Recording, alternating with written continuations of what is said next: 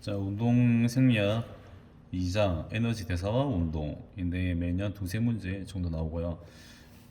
문제 유형은 에너지 대사가 어떻게 돌아가는지, 그리고 각각 상황에서 어떠한 에너지 대사를 통해서 에너지를 만들어내는지, 그리고 세 번째가 호흡 교환율에 대한 문제입니다. 그러면은 천천히 한번 들어가 볼게요. 자, 먼저 에너지에 대해서 알아볼 건데, 우리가 차가 시동을 걸고 앞으로 가기 위해서는 기름이 필요하죠. 아니면 가스가 필요하기도 하고, 전자레인지가 잘 돌아가기 위해서는 전기라는 에너지가 필요하고, 가스레인지가 불이 켜지기 위해서는 가스라는 에너지가 필요하죠. 그처럼 우리 몸에서 에너지를 만들어내기 위해서는 연료가 필요한데요. 그 연료가 우리는 3대 영양소라고 알고 있는 탄수화물과 그다음에 단백질, 지방으로부터 가져옵니다.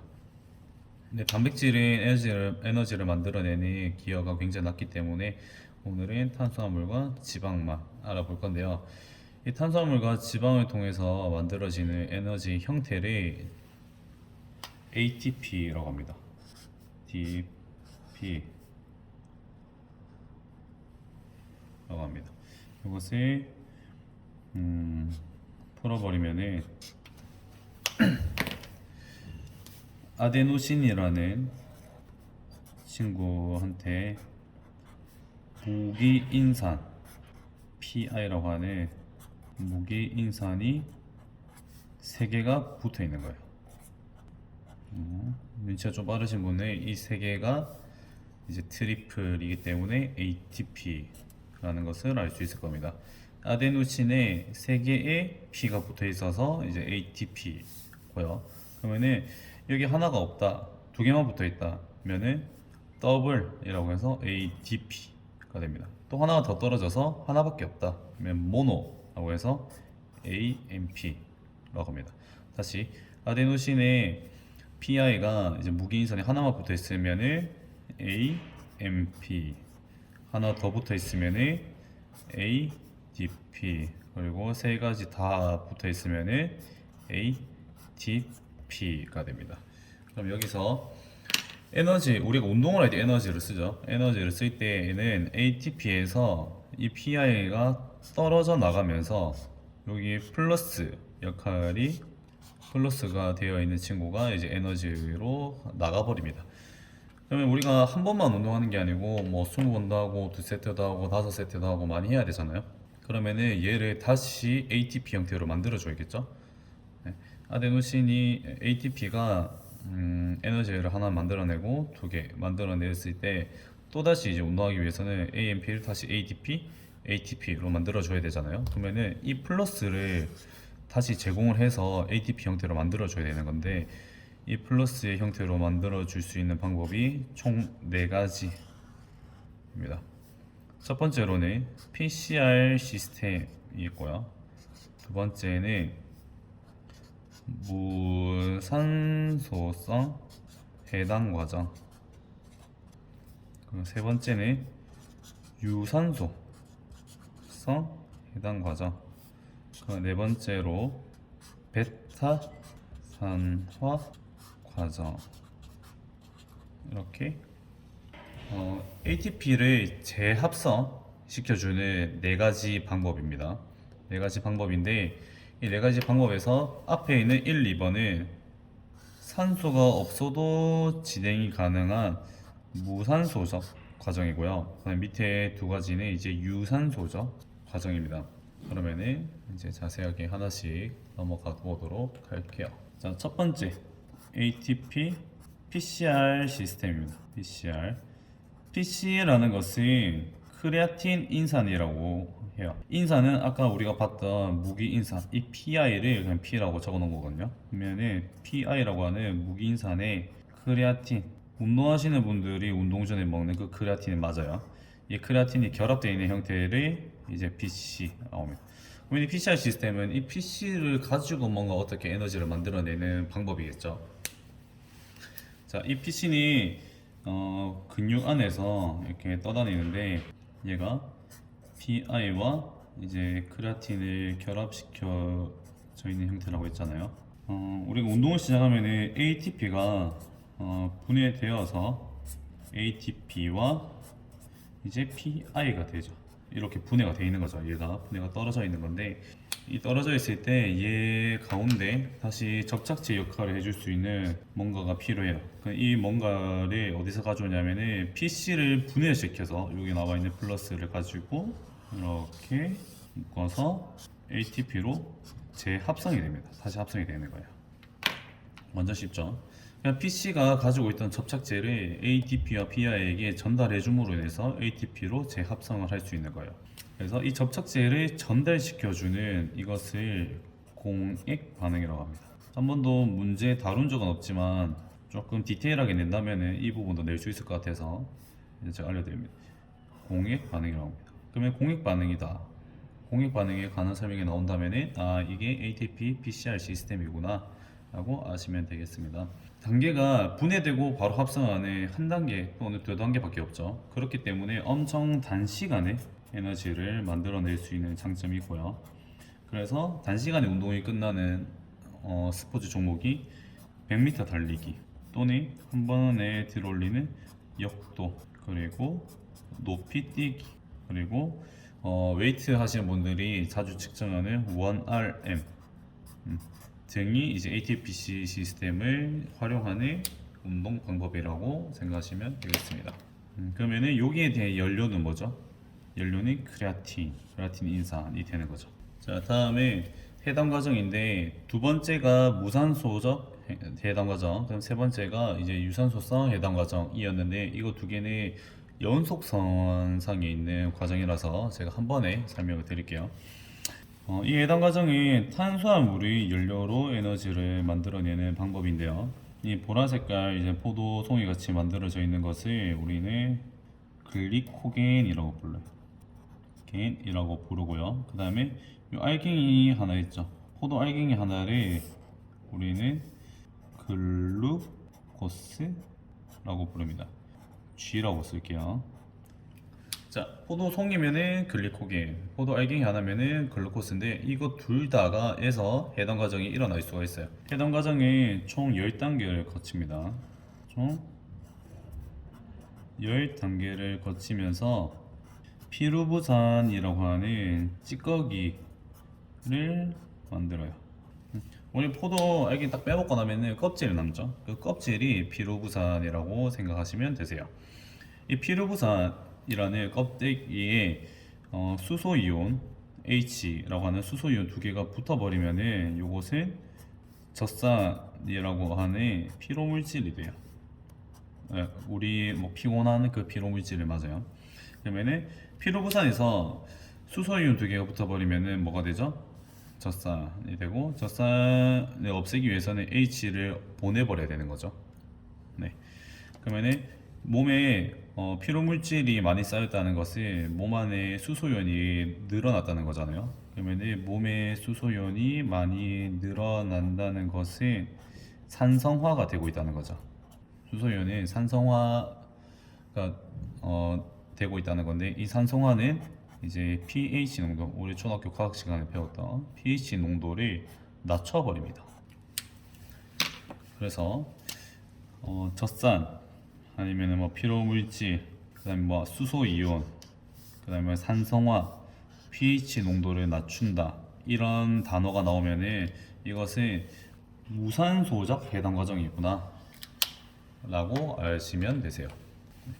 여기까지가 무산소성 해당 과정이고요. 그 다음 연속적으로 들어가는 게 이제 유산소성 해당 과정인데, 산소가 있고 없고 차이죠. 그러면 산소가 이제 들어와 준다는 말이에요. 산소가 들어와 주면은 이 과정이 미토콘드리아라고 하는 곳에서 이루어져요. 근데 이때는 피로부산이 형태를 바꿔서 아세틸 코A 또는 아세틸 조효소라는 형태로 바꾸고, 여기서부터 크랩스 사이클이라는 단계를 거치면서 이제 ATP라는 에너지를 만들어내요. 네. 크레스 사이클에서 이제 에너지를 만들어내는 과정에 또 추가적인 수소 이온들이 발생해요. 이렇게 추가적으로 수소 이온들이 발생하는데 이 수소 이온들을 잡아주는, 그리고 잡고 다른 곳으로 전달을 시켜주는 수송체가 있는데 걔네들이 NAD와 FAD라는 친구들입니다. NAD와 FAD가 이제 수소 이온을 잡게 되면 형태는 NADH, FADH가 돼버리는 거예요.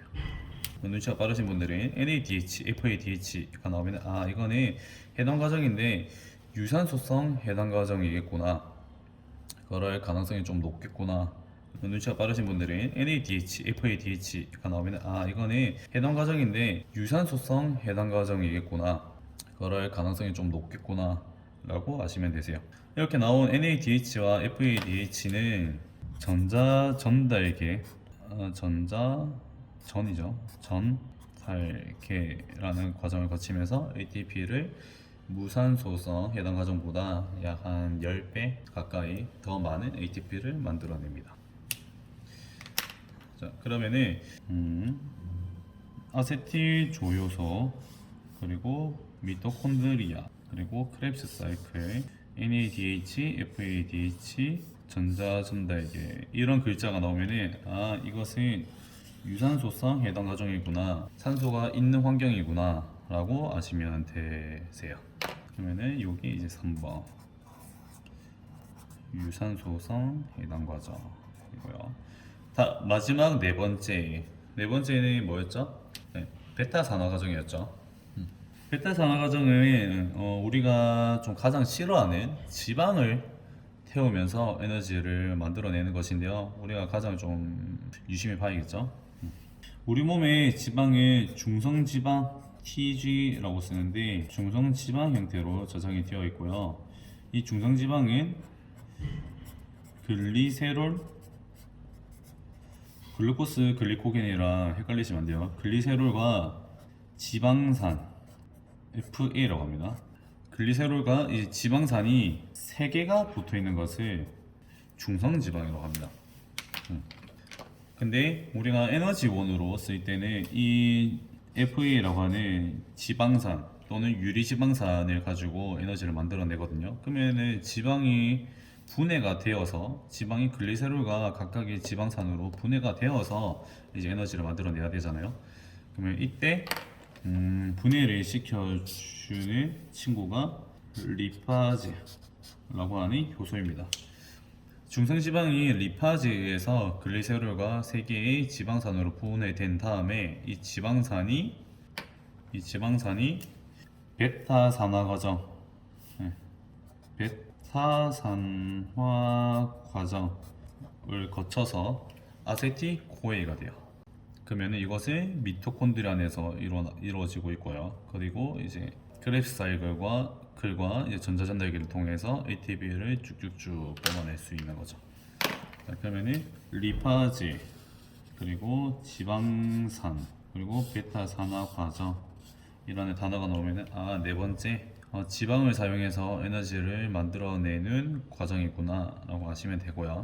여기서 또 중요한 게 지방산 중에서도 팔미틱산이라는 친구가 있어요. 보통 이 팔미틱산을 가지고 이제 베타산화 과정을 거쳐서 ATP를 만들어냅니다. 자, 첫 번째로 ATP PCR 시스템에 크레아틴 인산을 이제 분해를 시켜서 나온 에너지로 ATP를 다시 만들어냈고요. 두 번째, 탄수화물인 글리코겐이랑 이제 글루코스는 해당 과정을 거쳐서, 해당하는 총 10단계죠.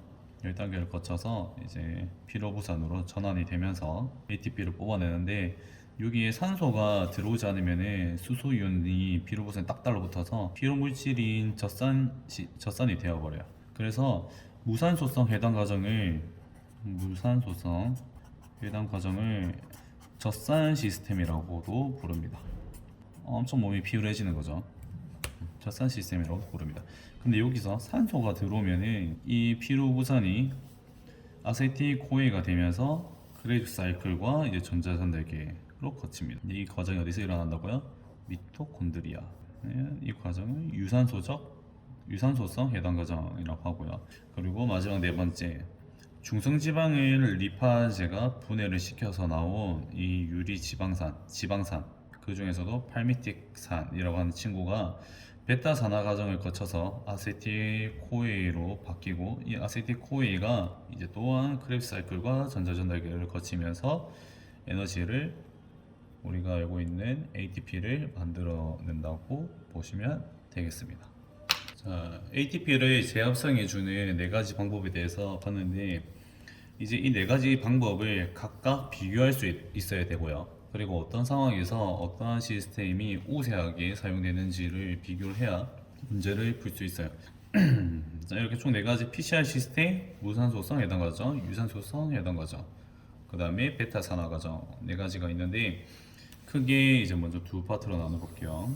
자, 좌측이 산소가 없어도 되는 무산소 과정이고요.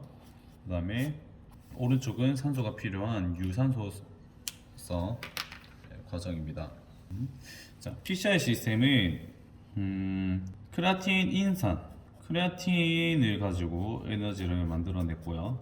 그 다음에 무산소성 해당 과정은 탄수화물, 유산소도 그 연장선상이기 때문에 똑같이 탄수화물. 그 다음에 베타 산화 과정은 지방이라는 것을 가지고 에너지를 만들어냈고요. PCR 시스템은 딱 한 단계만에 에너지를 만들어낼 수 있었죠.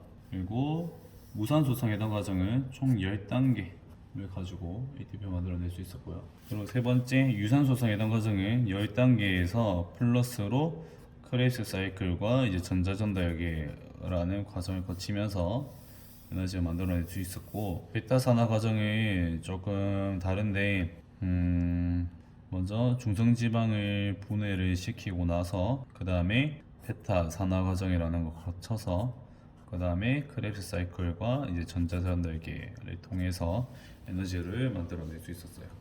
단계가 왼쪽에서 오른쪽으로 가면 갈수록 점점점 복잡해지고 과정이 더 길어지죠. 그래서 과정이 길어지는 의미는 그만큼 에너지를 만드는데 시간이 더 많이 사용된다는 거예요. 시간이 더 많이 걸린다는 거예요. 그래서 달리기로 따졌을 때 PCR 시스템은 100m 달리기에 주로 많이 사용되고요. 무산소성 해당 과정은 한 400m 달리기, 그리고 유산소성 해당 과정은 한 1500m 달리기, 그리고 베타 산화 과정 같은 경우에는 마라톤 같은 상황에서 많이 사용된다고 보시면 되세요. 자, 단시간에 운동을 할 수 있다는 것은, 단시간 그냥 짧은 기간 동안만 운동할 수 있다는 것은 상대적으로 강도가 어떨까요? 강도가 강하겠죠. 그러면 무산소성 해당 과정은 얘보다는 약하지만 다른 두 개에 비해서 조금 강하겠죠. 조금 강, 그리고 조금 강. 그리고 제일 우측에 있는 베타 산화 과정은 제일 오래 걸리기 때문에 상대적으로 운동 강도가 약하겠죠.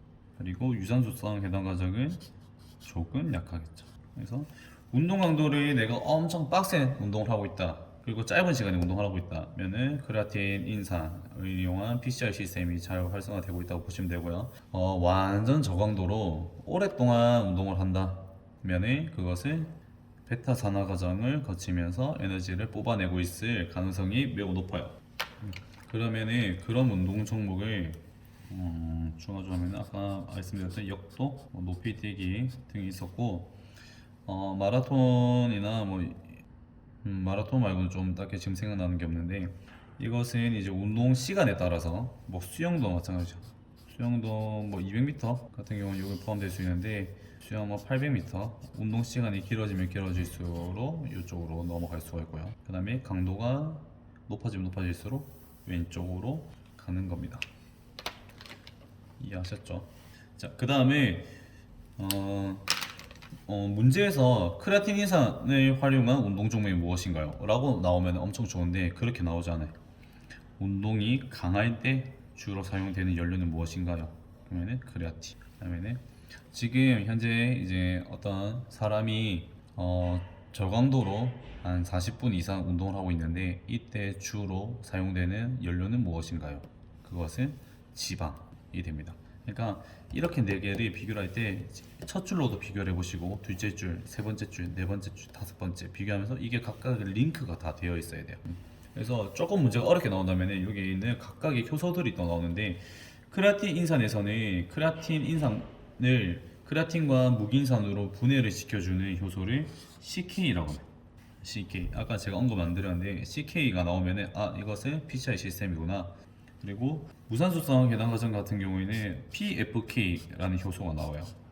이 PFK가 나오면 이거는 무산소성 해당 과정이구나 라고 이해를 하시면 되시고요. 얘는 이제 비슷하기 때문에 넘어가고, 베타산화 과정에 특별한 효소 나올 수 있는 효소가 아까 언급드렸던 리파제, 지방을 분해시키는 리파제가 이 사람이 운동을 했는데 리파제가 많이 나왔어요. 그럼 어떤 상황이죠? 베타산화 과정이죠.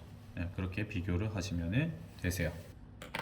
자, 그리고 하나 추가적으로, 문제가 잘 나오는 건 아닌데 한 번씩 나올 수가 있어서 하나 더 언급을 드려볼게요. 지금 두 번째 무산소성 해당 과정이 글루코스에서 피루부산 그리고 젖산으로 연결되는 과정이었죠. 이렇게 이제 가는 과정이었는데, 운동을 다 하고 나서 쉬면은 다시 이제 글루코스나 글리코겐으로 다시 저장을 해야겠죠.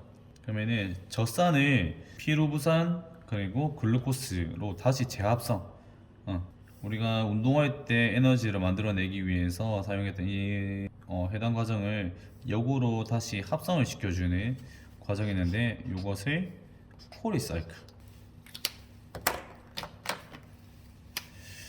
코리사이클이라고 하고요. 그러면 이 코리사이클이 진행이 된다는 것은 젖산이 늘어나는 상황이겠어요? 줄어드는 상황이겠어요? 당연히 젖산을 다시 글루코스로 합성을 시켜주니까 젖산이 줄어드는 상황이겠죠. 그리고 이 사이클은 간에서 일어납니다. 간을 이제 좀 추가적으로 알아놓으시면 에너지 대사를 거의 웬만한 문제는 다 맞출 수 있어요. 자, 마지막으로 호흡 교환율, 영어로는 이제 RER 이라고 하는데요. 이게 무슨 말이냐면은 어떠한 연료를, 우리 대표적인 게 탄수화물과 지방이죠. 탄수화물과 지방을 분해를 시키 에너지를 만들어낼 때 산소를 얼마만큼 사용해서 에너지를 만들어내는데, 그때 나오는 이산화탄소량이 얼마나 되는가, 산소의 섭취량과 이산화탄소의 생성량의 비를 구하는 것을 이제 호흡 교환율이라고 합니다. 근데 이때 탄수화물은 호흡 교환율의 값이 1.0이고요. 지방은 호흡 교환율의 값이 0.7이에요. 자, 탄수화물이 1.0이라는 것은 이산화탄소의 생성량과 이제 산소의 섭취량이 같다는 말이죠. 같다는 말이고, 지방은 0.7이라는 게 산소의 값이 더 크다는 거죠. 이산화탄소 생성량이 산소 섭취량보다 적다, 이렇게 정리할 수 있습니다. 그러면 문제가 또 어떻게 나오냐면은 이 사람의 경우 호흡 교환율이 0.7입니다. 그러면은 운동 강도가 어떨까요? 호흡 교환율 0.7이라는 것은 지방을 사용하기 때문에 운동 강도가 굉장히 낮겠죠. 이렇게 생각하시면 되세요. 자, 그러면은 탄수화물을 사용하고 있다. 호흡 교환율이 1.0이다. 그러면은 그거랑 관련되어 있던 게 아까 젖산이라는 용어가 있었고, PFK, 그리고 뭐 400m 달리기, 또 뭐 있었죠? 피로부산 등등 이런 링크가 될 수 있겠고, 운동 강도는 그러면서 지속 시간은 낮죠. 그러면은 피로에 대한 저항도가 높을까요, 낮을까요? 피로를 저항하는 힘이 낮기 때문에 빨리 피로해지는 거죠. 젖산이 빨리 쌓이는 거죠. 이해되셨죠? 자, 그러면 지방을 사용한다는 것에 관련된 게 이제 아세틸-CoA, 아세틸 조효소, 그 다음에 리파제, 그리고 크랩스 사이클, 전달계, 그리고 이 전자를 전달해주는 NADH, 그 다음에 FADH 등등으로 나눌 수 있겠죠. 이 장의 에너지 대사는 엄청 간단하게 나오지 않아요. 젖산이 무엇인가, 아세틸-CoA가 무엇인가 이렇게 나오기보다는 여러 가지 상황을 링크는 많이 걸어요. 탄수화물이 1.0이고 지방 0.7이죠. 그러면은 호흡 교환율이 0.7에서 운동 강도가 점점 증가할수록 호흡 교환율의 값은 증가가 된다. 맞죠? 지방의 운동이 약하고 탄수화물의 운동이 강도가 높기 때문에 지방에서 탄수화물로 넘어간다는 말인데, 그러면 호흡 교환율이 0.7에서 1.0으로 점점 증가하죠. 맞는 설명이죠. 자, 호흡 교환율이 0.7이다. 0.7인데 이때 뭐 젖산이 많이 쌓인다. 그러면 이건 틀린 설명이고, 약간 이런 식으로 여기 있는 거랑 여기 있는 거를 아세티코에랑 뭐 탄수화물 호흡 교환율 1.0을 묶을 수도 있고요. 크레이트 사이클과 클과 아니면은 400m 달리기, 이거 두 개를 묶을 수도 있어요. 네. 그래서 각각이 이제 왜 이렇게 만들어지는지, 왜 이렇게 나누어지는지에 대해서 정확하게 해서 이해가 되어 있어야지 문제를 안 헷갈리고 잘 풀 수 있을 거예요. 그러면은 2장 에너지 대사와 운동은 여기서 마치도록 하겠습니다.